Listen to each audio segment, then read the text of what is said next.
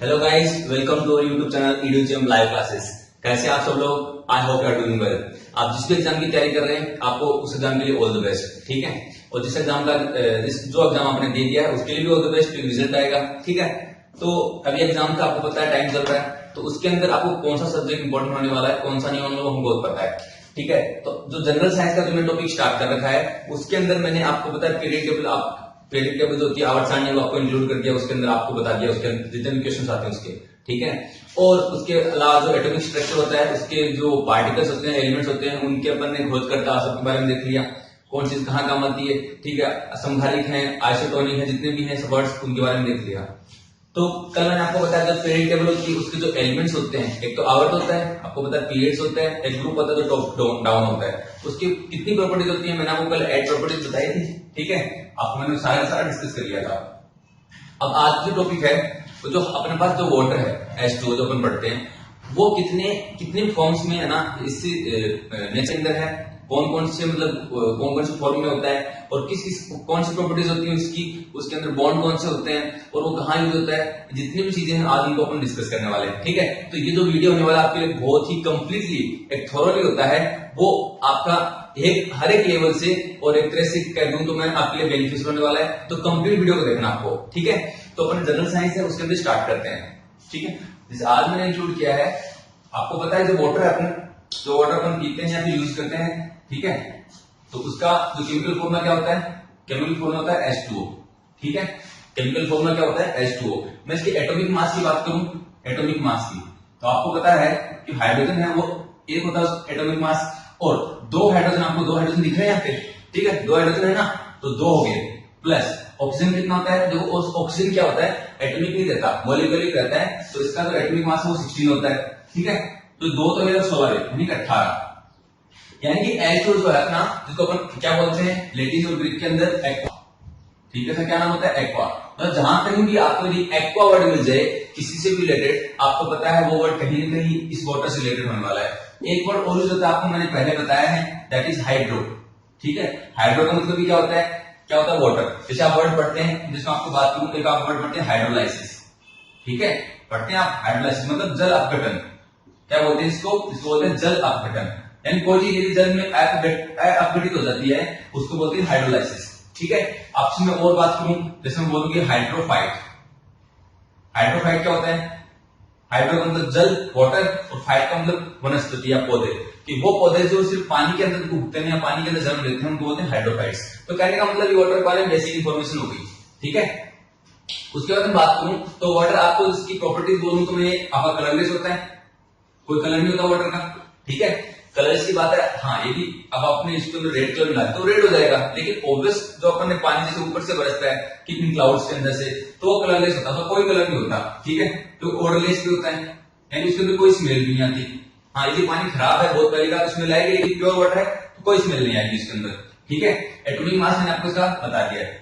उसके बाद बात करें तो आपको पता है कि आपने ये पढ़ा होगा हार्डनेस के बारे में। ठीक है, वाटर के अंदर हार्डनेस होती है। हार्डनेस यदि वाटर हार्ड है, हार्ड का मतलब क्या होता है, उसके अंदर कोई इंप्योरिटी है। एक इंप्योरिटी ऐसी होती है जिसको अपन निकाल सकते हैं, एक इंप्योरिटी ऐसी होती है जिसको अपन नहीं निकाल सकते, उसको टेम्परेरी परमानेंट हार्डनेस बोलते हैं। तो आपको पता है कि मैग्नीशियम और कैल्शियम, इनके जो कार्बोनेट्स होते हैं, कौन से कार्बोनेट्स की बात कर रहा हूं, CO3 कार्बोनेट्स। ठीक है, वो जो होते हैं वो आपको पता है हार्डनेस शो करते हैं। हार्ड वाटर होता है, आपको पता है जल में जो आप उसमें साबुन मिलाते हैं उसमें झाग नहीं देता है, मतलब थोड़ा यूजलेस हो जाता है। ये बात होगी कलरलेस ऑर्डरलेस हो गया। एटॉमिक मास की बात होगी। उसके बाद में अपन बात करते हैं, हाँ इसकी फॉर्म्स की बात करते हैं। फॉर्म्स की बात करूं तो स्टेट्स। स्टेट्स का मतलब क्या होता है, स्टेट का मतलब यहाँ राज्य नहीं है, स्टेट का मतलब है अवस्था। कौन कौन सी अवस्था, देखो अवस्था वैसे तो 5 होती है। ठीक है, एक तो आप बोलते हैं सॉलिड, लिक्विड, गैस, प्लाज्मा, और एक और होती है सबका मिक्सर। ठीक है, तो जो स्टेट होती है, कौन कौन सी स्टेट में रह सकता है, जो अपने को स्टेट मिलती है इन नेचर, इन यूनिवर्स, वो कौन कौन सी है आपको पता है। एक तो सॉलिड रूप में मिलता है वाटर, पता लोग क्या बोलते हैं, उसको बोलते हैं आइस। ठीक है, और जो सेकंड है अपना जो लिक्विड में अपने को मिलता है, लिक्विड मतलब तो सॉलिड क्या होता है, जिसका आयतन भी फिक्स है, जिसका वॉल्यूम भी फिक्स है, और जिसकी शेप भी फिक्स होती है। मतलब आपको पता है, जैसे मैं बात करूं तो ये आपका मार्कर या फिर डस्ट जो भी है ये आपका सॉलिड है, क्यों, इसकी शेप और वॉल्यूम सब चीजें फिक्स है इसकी। ठीक है, लेकिन लिक्विड होता है, लिक्विड जैसे बात करूं तो आपका जो वाटर मिलता है, वाटर लिक्विड होता है। ठीक है, होता तो H2O ही है। हाँ एक बात और, अब मैं तीनों बता देता हूं पहले। तीसरा क्या होता है, तीसरा का वेपर, सॉरी गैसियस स्टेट, और इसके लिए वाटर के लिए कौन सा होता है, वेपर, यानी भाप आप लेते हैं भाप, ठीक है, भाप होती है, वो भी आपका वाटर ही होता है, ठीक है। हाँ, अब तीनों जो स्टेट हैं, ये स्टेट तो अलग अलग है, लेकिन तीनों की फिजिकल प्रॉपर्टीज भी अलग अलग है, क्योंकि आपको पता है सॉलिड है, ये लिक्विड है, गैस है। फिजिकल प्रॉपर्टीज क्या होती हैं, जो सिर्फ देखने से छूने से पता लग जाए, वो फिजिकल प्रॉपर्टीज होती हैं। और जो केमिकल प्रॉपर्टीज क्या होती हैं, केमिकल प्रॉपर्टीज होती हैं जो इसका ये मतलब मॉलिक्यूलर स्ट्रक्चर होती है उसके अकॉर्डिंग डिपेंड करती है। तो ये फिजिकली तो सब अलग अलग है, डिफरेंट है सारी ये सॉलिड लिक्विड गैस है, लेकिन इन तीनों का जो आपका जो मॉलिक्यूलर फॉर्मूला होता है वो क्या होता है, वो H2O ही होता है। इसका मतलब ये नहीं है कि वेपर अलग हो जाएगा। H2O मतलब वाटर भी हो सकता है, H2O मतलब आइस भी उसी को बोलते हैं, H2O मतलब वेपर भी उसी को बोलते हैं, ठीक है। हाँ, अब सबसे इंपॉर्टेंट बात पूछी जाती है एग्जाम के अंदर, वो पूछ जाती है कि जो वाटर और आइस है, जो आपको पता है, मैं पहले लिख देता हूं, पहले इसको मैं रिवाइज कर देता हूं थोड़ा सा, आगे आपको बेहतर तरीके से समझ में आ जाए। तो जितने भी एग्जाम्स हैं उसके अंदर इनसे कोई क्वेश्चन जरूर आता है वाटर के अंदर से।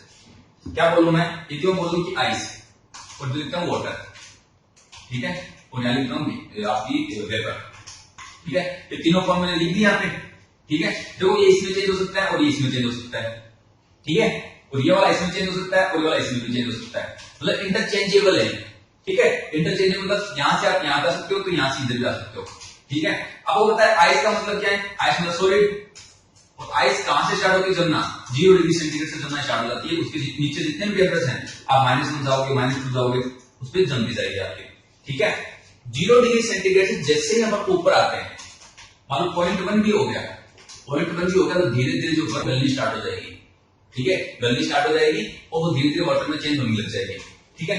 तो कहने का मतलब कि 0 से लेके आप यदि 100 तक की बात करूंगा, 100 डिग्री सेंटीग्रेड तक, तो वाटर आपका पानी बनता रहता है। लेकिन जैसे 100 डिग्री रीच करता है, 100 डिग्री आपको पता है वाटर बॉयल होने लगता है। हाँ देखो, एक कंडीशन और बोल देता हूं मैं, 100 डिग्री सेंटीग्रेड पे वाटर बॉयल होने लगता है कब, जब आपका एटमॉस्फेरिक टेम्परेचर 1 एटमॉस्फेरिक टेम्परेचर आपका 1 बार हो, और 1 बार होता है कितना है, 10⁵ पास्कल, ठीक है। ये होता है आपका, क्या बोल रहा हूं मैं, 100 डिग्री सेंटीग्रेड पे आपका वाटर उबलने लगता है अर्थ सरफेस पे, जहां का प्रेशर 1 एटमॉस्फेरिक होता है, 1 atm होता है, ठीक है। उसके बाद में 100 डिग्री सेंटीग्रेड ऊपर जाओगे तो आपका वो वेपर में चेंज होने लग जाएगा, भाप में चेंज होने लग जाएगा। कहने का मतलब जो आपकी भाप होती है, वेपर होती है, उसका सबसे ज्यादा टेम्परेचर होता है, ठीक है, 120 बोल सकते हो आप। अब मैं क्या बताना चाहता हूं कि आपको पता है, आपने बेसिक से एक चीज पढ़ी हुई है, एक नॉर्मल सा फंडा पढ़ा हुआ है कि जो सॉलिड होता है, जो चीज सॉलिड होती है उसकी डेंसिटी ज्यादा और जो लिक्विड होता है उसकी डेंसिटी कम। सिंपल सा ही तो पढ़ते हैं अपन क्या पढ़ते हैं, जो सॉलिड होता है उसकी डेंसिटी होगी ज्यादा, डेंसिटी का मतलब आपको पता है घनत्व, घनत्व की बात, घनत्व क्या होता है, कितना मास है, यानी कितने किलोग्राम वस्तु है कितने जगह के अंदर, क्या होती है डेंसिटी। तो डेंसिटी की सिंपल सी फॉर्मूले आप डेफिनेशन की बात करो कि कितना मास है, कितना आपके पास किलोग्राम में कोई वस्तु है कितनी जगह के अंदर, ठीक है, ये होता है आपका डेंसिटी। तो आप बोलते हो कि सॉलिड की डेंसिटी ज्यादा होती है और लिक्विड की थोड़ी कम होती है, गैस सबसे कम होती है। तो मैं आपको बता दूं कि यहाँ जो आइस है वो अपनी सॉलिड है, तो होना क्या चाहिए, होना तो ये चाहिए कि आइस की डेंसिटी ज्यादा होनी चाहिए और आपकी वाटर की कम होनी चाहिए। लेकिन आपको बता दूं मैं, आइस की डेंसिटी होती है कम और वाटर की होती है ज्यादा। कैसे रीजन तो होगा, क्योंकि जैसे आपके पास यदि वाटर है, ठीक है, वाटर है, यदि आप उसको जमाना स्टार्ट करते हो 0 डिग्री सेंटीग्रेड पे, तो धीरे धीरे जमना स्टार्ट होगा वो। उसके बाद में जब वो बर्फ बनेगा, तो बर्फ जैसे वाटर इतना था, तो बर्फ के अंदर क्या होगा, उसके अंदर पिंजरेनुमा संरचना होने लग जाएगी। कैसी, पिंजरेनुमा। आप यदि बर्फ को ध्यान से देखेंगे, क्या बोल रहा हूँ, यदि आप ध्यान से देखेंगे तो आपको ऐसा दिखाई देगा कहीं, इसमें इस बर्फ की क्यूब की बात करूं तो आपको अंदर ऐसे बॉक्स दिखाई देंगे। आप बहुत यदि उसको माइक्रोस्कोप से देखेंगे तो भी दिखाई देंगे और ऐसे नहीं कुछ भी दिखाई देगा। कहने का मतलब वाटर के जो पार्टिकल थे वो पास में थे, लेकिन जैसे उसने जमना स्टार्ट किया वो थोड़ा थोड़ा दूर होना स्टार्ट हो गया, तभी तो पिंजरेनुमा संरचना बनेगी, ठीक है। तो कहने का मतलब कि बर्फ यदि एक क्यूब ऐसा है, तो यदि वो वाटर के अंदर चेंज होगा तो उसका आयतन है वो कम हो जाएगा। समझा आपको बात, क्या बोल रहा हूं मैं, उसका आयतन कम हो जाएगा। कैसे हो जाएगा, यदि आपकी बर्फ इतनी है तो आप उसको पिघलाओगे तो उसका वाटर है वो कम हो जाएगा, मास उतना ही रहना है। मेरे बात को ध्यान रखना, मास उतना ही रहना है, सिर्फ वॉल्यूम का चेंज होता है। मास आपका यदि 1 किलोग्राम आपकी बर्फ थी तो 1 किलोग्राम ही पानी बनेगा, लेकिन आपका पहले यदि इतना प्लेस ले रहा था तो पानी उससे कम मिलेगा। क्यों, क्योंकि पहले पिंजरेनुमा संरचना में रहती है आपकी बर्फ, ठीक है। और जो वाटर पार्टिकल्स होते हैं जैसे पिघलना स्टार्ट करते हैं तो कितनी दूर दूर था ना वाटर पार्टिकल, वाटर मॉलिक्यूल, वो पास आना स्टार्ट हो जाते हैं, वॉल्यूम हो जाता है कम। और जैसे वॉल्यूम कम हुआ, जैसे ही ये तो फिक्स है आपका, इसको छोड़ दो, फिक्स है, वो कांस्टेंट है आपका डी और वी में, यानी कि डेंसिटी और वॉल्यूम में रिलेशन देखना है। तो वॉल्यूम जैसे कम हुआ आपकी डेंसिटी इंक्रीज होनी स्टार्ट हो जाएगी। कहने का मतलब इसका वॉल्यूम तो होता है ज्यादा और डेंसिटी होती है कम, ठीक है। ठीक है, उतने आपका मास फिक्स है, मास फिक्स है, आपकी बात यही कर रहा हूं। जब मास जो किलोग्राम में है, आपका जो द्रव्यमान है जो आपका है वो फिक्स है, तो ही बात कर रहा हूं मैं, ठीक है। और इसका जो वॉल्यूम होता है वो होता है कम और डेंसिटी होती है ज्यादा।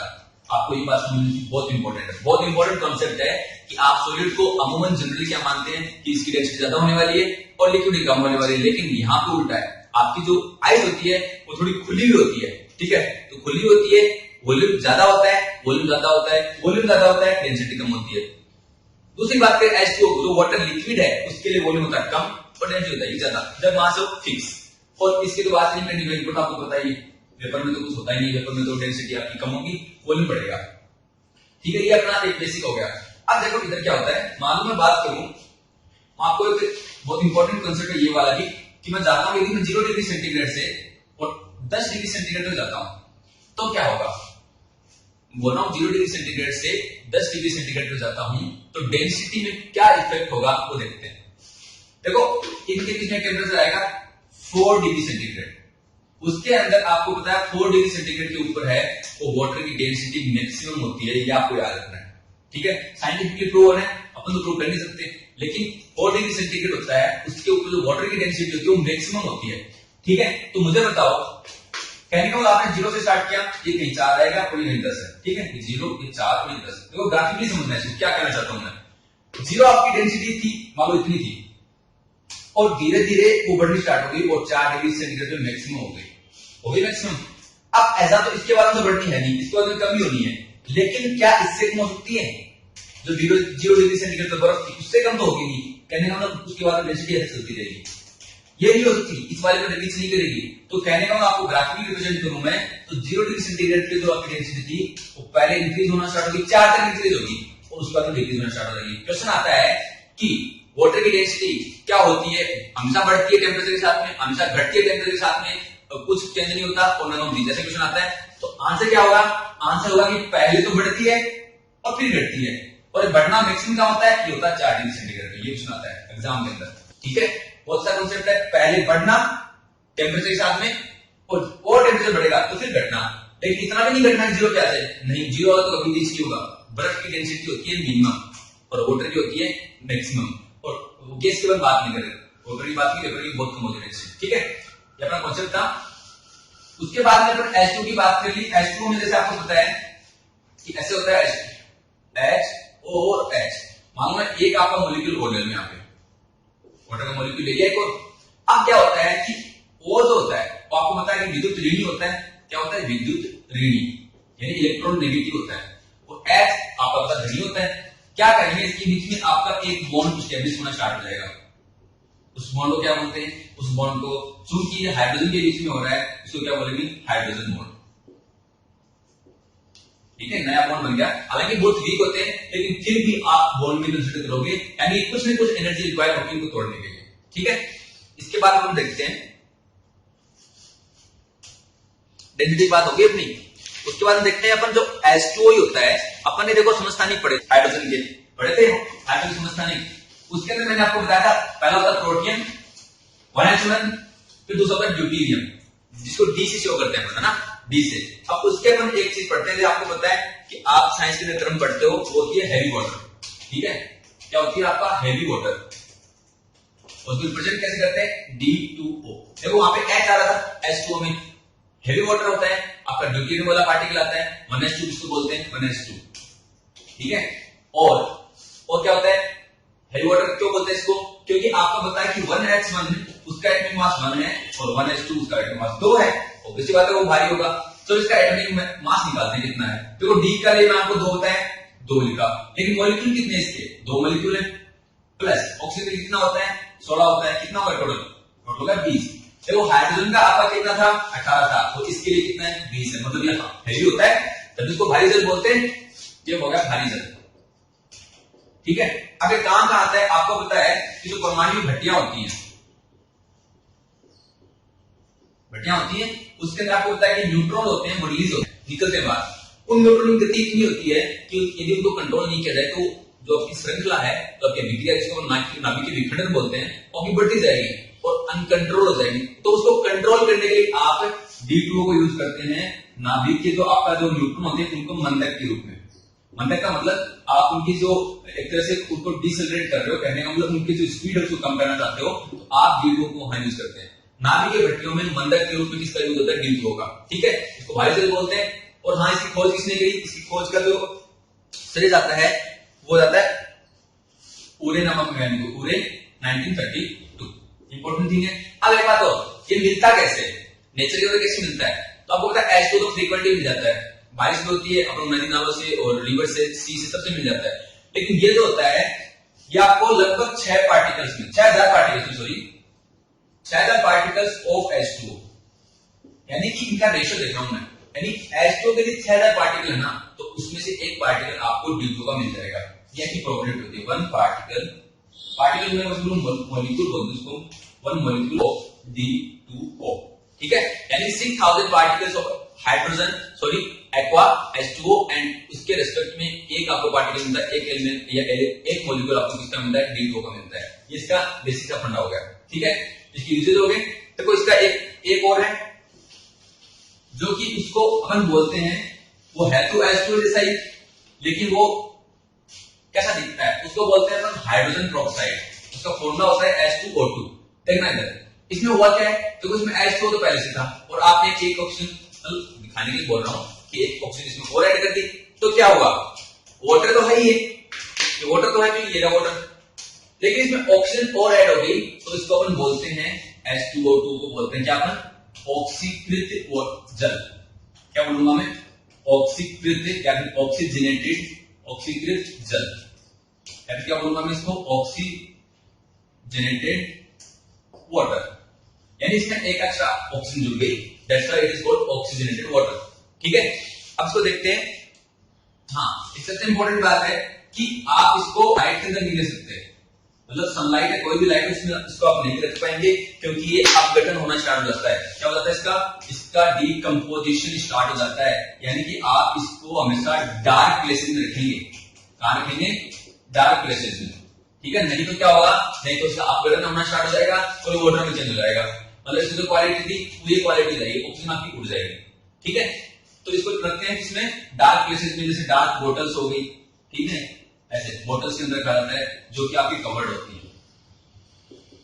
उसके अंदर फिर क्या होता है, हाँ एक बात और, इसको आप क्या कहां यूज करते हैं, इसको आपको पता है, जैसे आपको कोई खाने की चीज है, फूड आइटम्स है, या फिर कोई भी चीज है, जैसे कोई भी आपकी पुरानी सीनरी है, ठीक है, और वो एक तरीके से कांच के अंदर है, तो उसको प्रिजर्व करना है, यदि इसको प्रिजर्व करके रखना है, सुरक्षित रखना है, तो आप H2O को यूज करते हैं, मतलब एज ए प्रिजर्वेटिव, यानी कि संरक्षक के रूप में। प्रिजर्वेटिव समझ में आ गया आपको, किस चीज को आपको संरक्षित रखना है, सुरक्षित रखना आपको, उसको लिए कहां किसका यूज होगा, H2O का यूज होगा। और एक बात और, 30% यदि H2O है, कहने का मतलब 100 ग्राम जल में 30% H2O है, और सांद्रता की बात हो रही है, यहाँ पे सांद्रता की बात हो रही, कॉन्सेंट्रेशन बोलते हैं जिसको अपन, तो उसके लिए अलग से नाम अपने पास क्या है, वो है पर हाइड्रो। देखो हाइड्रा तो चीज इसके अंदर आ रहा है, कहने मतलब वाटर की बात हो रही है, क्योंकि हाइड्रोजन आ रहा है इसके अंदर, तो वाटर की बात हो रही है। ये अपने तीन अपने पढ़े, कौन कौन से, H2O पढ़ लिया, D2O पढ़ लिया, H2O पढ़ लिया, इनसे एक क्वेश्चन अपना फिक्स रहता है कि एक क्वेश्चन इनके अंदर से आता है, ठीक है। तो आज के लिए मैं आपको हाइड्रोजन पे फिनिश कर रहा हूं। कल अपन क्या पढ़ेंगे, कल अपन पढ़ेंगे जो अपने आवर्त के अंदर जितने भी अपने एलिमेंट्स थे उनके बारे में अपन पढ़ने वाले हैं, ठीक है। तो होपफुली आपको सारी चीजें पसंद आई है, ठीक है। तो जो भी अपनी अपकमिंग एग्जाम है उसके लिए आपके हेल्प होगा। वीडियो को एंड तक देखिए, पूरा देखिए इसको, और रिवाइज भी कर सकते हैं, आप नोट्स बना सकते हैं। तब तक के लिए all the best, good bye, be happy.